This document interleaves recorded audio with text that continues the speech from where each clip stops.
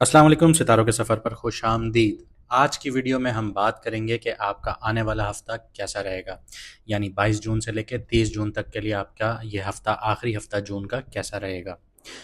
Career के हिसाब से कैसा रहेगा, आपकी लव और रिलेशनशिप के हिसाब से कैसा रहेगा, आपकी हेल्थ के हिसाब से कैसा रहेगा, कौन से दिन आपके लिए लकी रहेंगे, कौन सी रेमेडीज़ आपको करनी चाहिए, कौन सा कलर आपको वेयर करना चाहिए, ज़्यादा इस्तेमाल करना चाहिए, और किस नंबर पर आपको ज़्यादा रिलाय करना चाहिए इस हफ़्ते। इन सब चीज़ों को हम जानेंगे। आइए वीडियो शुरू करते हैं। बात करते हैं कुंभ राशि वालों की, यानी कि बुर्ज दिलों वालों की। आपका फर्स्ट हाउस में राहु होने से आइडेंटिटी और डिसीजन पर डाउट आ सकते हैं, लेकिन सैटर्न आपके सेकंड हाउस में है तो आपको ग्राउंडेड रहना पड़ेगा। मून का जो सफ़र है वो आपके थर्ड हाउस से लेकर सेवन्थ हाउस तक होगा, जिसकी वजह से इमोशनल एनर्जीज डायनामिक रहेंगी आप लोगों की। कम्युनिकेशन से लेकर रिलेशनशिप तक हर चीज़ यहाँ पे डीपली इम्पैक्ट होगी। सितारों की जो एनर्जी है इस हफ्ते आपको टेस्ट भी करेगी और ग्रूम भी करेगी। अंदर से कॉन्फिडेंस और प्रैक्टिकल एक्शंस का आपको बैलेंस बनाना होगा। अगर मैं इस हफ्ते पॉजिटिव स्टार्स की बात करूं आपके लिए, तो दो पॉजिटिव स्टार्स हैं या दो बेनिफिक प्लैनेट्स हैं। वीनस और सैटर्न इस हफ्ते आपके लिए पॉजिटिव हैं, लेकिन तीन बेनिफिक हैं, राहु, मार्स और केतु। तो आपको थोड़ा एहतियात से चलना होगा। करियर और फाइनेंस के हवाले से बात करते हैं। करियर वाइज ये वक्त आइडिएशन और नेटवर्किंग का है। मून तीसरे घर में है, तो मंडे वाले दिन आपकी जो कम्युनिकेशन स्किल्स हैं वो पीक पर रहेंगे। प्रेजेंटेशंस के लिए, नेगोशिएशंस के लिए परफेक्ट टाइम होगा आपके लिए। मार्स और केतु आपके फिफ्थ हाउस में हैं, तो क्रिएटिविटी को इम्पल्सिव बना सकते हैं आप लोग। देखें, ज़रूरी नहीं है कि आप लोग सिर्फ अपनी बातें इम्पल्सिव तरीके से करें, बेसब्रे होकर करें या जज्बात में आकर करें तो किसी को आप नीचा दिखाना शुरू करें। लेकिन यहाँ पे आप इम्पल्सिवनेस का इस तरह इस्तेमाल कर सकते हैं कि अपनी क्रिएटिविटी में शो करें इम्पल्सिवनेस, जज्बातियत अपनी क्रिएटिविटी में शो करें। आपको यहाँ पे आगे कामयाबी भी मिल सकती है, तो यहाँ पे आपके रास्ते खुल सकते हैं।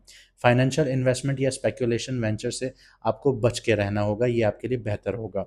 वेडनेसडे ऑनवर्ड्स आपको ऑफिस में जो गॉसिप्स हैं उनको अवॉइड करनी होगी, वरना आप ऑफिस पॉलिटिक्स का शिकार भी हो सकते हैं। लव और रिलेशनशिप्स की बात करते हैं। रिलेशनशिप में मिक्स एनर्जीज हैं। वीनस आपके थर्ड हाउस में आपको चार्मिंग बना रहा है, लेकिन मार्स और केतु आपके सेवन्थ हाउस में है, तो यहाँ पे मिसकम्युनिकेशन और इमोशनल डिटैचमेंट भी पॉसिबल हैं आप लोगों के लिए। तो थोड़ा एहतियात से चलिएगा, हर चीज़ पर आपको आर्ग्यूमेंट्स नहीं करने होते। कुछ बातें आपको एक कान से सुननी होती हैं, दूसरे से निकालनी होती हैं। हर चीज़ का जवाब नहीं दिया जाता। यहाँ पे मिसकम्युनिकेशन अगर हुई या आपकी अनबन हुई तो आपका रिश्ता ख़राब भी हो सकता है। थर्सडे को क्लैरिटी आएगी आप लोगों के लिए। अगर कोई बात दिल में है तो उसको सुकून से एक्सप्रेस कीजिए, आराम से एक्सप्रेस कीजिए। बिल्कुल उसको, अपने पार्टनर को समझाइए कि आपको कौन सी बात बुरी लगी, आप उसको किस तरह से अवॉइड करना चाहते हैं, इन चीज़ों को आप अपने रिश्ते को कैसे आगे लेके जाना चाहते हैं। तो आपको थर्सडे के बाद क्लैरिटी मिलेगी। इसके अलावा जो लॉन्ग डिस्टेंस रिलेशनशिप्स में हैं या डिजिटल रिलेशनशिप्स में हैं, उनके लिए ये वीक थोड़ा सा सेंसिटिव हो सकता है, तो आपको थोड़ा सा ख्याल करना होगा। हेल्थ और वेलबींग की बात करते हैं। सिक्स्थ हाउस में मरकरी होने से डाइजेशन और नर्वस सिस्टम का ध्यान रखना होगा आप लोगों ने। स्क्रीन टाइम को लिमिट करना आपके लिए बहुत ज़्यादा इंपॉर्टेंट है, स्पेशली थर्सडे और फ्राइडे के बीच। अगर आप चाहते हैं इमोशनल थकावट को आप दूर करें, तो नेचर में वॉक कीजिए या स्विमिंग कीजिए, आपको हेल्प मिलेगी यहाँ से। आपको थोड़ा सा एहतियात करना होगा स्ट्रेस रिलेटेड चीज़ों में, क्योंकि यहाँ पे जो आपकी हैबिट्स हैं वो आपको स्ट्रेस की तरफ लेके जा सकती हैं, जो आपको बहुत ज़्यादा ओवर ईटिंग की तरफ भी लेके जा सकती है। तो थोड़ा सा ख्याल रखिएगा। इस हफ्ते के जो लकी डेज़ हैं और जिस दिनों में आपको थोड़ा सा ख्याल रखना है उसकी बात कर लेते हैं। मंडे और फ्राइडे आपके लिए लकी रहेंगे। मंडे को अगर मीटिंग हो, क्लाइंट के साथ प्रेजेंटेशन हो या ऑफिस में प्रेजेंटेशन हो या बॉस के साथ मीटिंग हो, कहीं इंटरव्यू हो, तो आपके लिए बहुत ज़्यादा फ़ायदेमंद रहेगा। यहाँ पे आपकी जो एनर्जीज़ हैं वो बैलेंस रहेंगी। प्लानिंग अच्छी कीजिएगा, कम्युनिकेशन स्टाइल बहुत अच्छा रखिएगा, और आपकी जो पंक्चुअलिटी है वो आपको जितवा देगी। इसके अलावा जिस दिन आपको थोड़ा सा एहतियात रखना है वो है सैटरडे और संडे, क्योंकि मून मार्स और केतु के साथ होगा आपके सेवन्थ हाउस में, तो यहाँ पे कॉन्फ्लिक्ट्स पार्टनरशिप्स में बहुत ज़्यादा देखने को मिल सकते हैं या ओवर रिएक्शंस यहाँ पे पॉसिबल हो सकते हैं।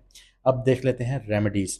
मार्स केतु के लिए आपको मैं रेमेडीज़ बता देता हूँ कि हर मंगल को आपने लाल चीज़ का सदका करना है और सैटरडे वाले दिन काली चीज़ का सदका करना है।